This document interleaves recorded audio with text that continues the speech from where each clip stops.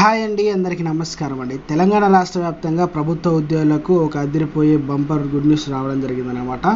ఆ good news ఏంటనేది ఈ వీడియోలో వెళ్ళి పూర్తి ఇన్ఫర్మేషన్ అనేది తెలుసుకుందామండి. ముందుగా వీడియో చూస్తున్న ప్రతి ఒక్కరు కూడా వీడియో లైక్ చేయండి. చాలామంది అయితే వీడియో చూస్తున్నారు కానీ సబ్స్క్రైబ్ అయితే చేసుకోవడం లేదండి. దయచేసి సబ్స్క్రైబ్ చేసుకోండి, సపోర్ట్ చేయండి. తోటి మిత్రులందరికీ, బంధుమిత్రులందరికీ వీడియోని షేర్ చేయండి. వివరాలు కనుక వెళ్ళినట్టయితే ఈహెచ్ఎస్ రేట్లను పెంచాలి. ఇక చూసుకున్నట్లయితే ఎంప్లాయీస్ హెల్త్ స్కీమ్ రేట్లను పెంచాలని ఉపాధ్యాయులు ఎమ్మెల్సీ అలుగుబెల్లి నర్సిరెడ్డి కోరడం జరిగిందనమాట. శుక్రవారం శాసన మండలిలో నర్సిరెడ్డి ఉద్యోగులకు, పెన్షన్లకు, జర్నలిస్టుల కోసం అమలు చేస్తున్న ఈహెచ్ఎస్ సమస్యలపై ప్రత్యేకంగా ప్రస్తావించారు.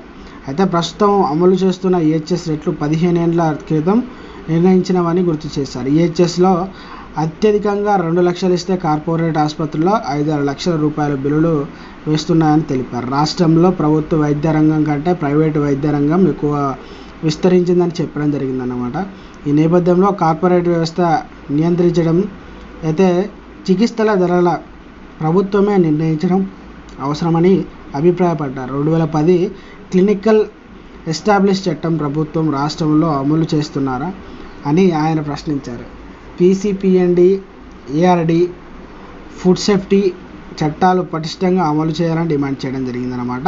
పట్టభద్రులు ఎమ్మెల్సీ తీర్మార్ మల్లన్న మాట్లాడుతూ పోలీసులందరికీ ఒక ఏకరూపకంగా తీసుకురావాలని కోరడం జరిగిందనమాట.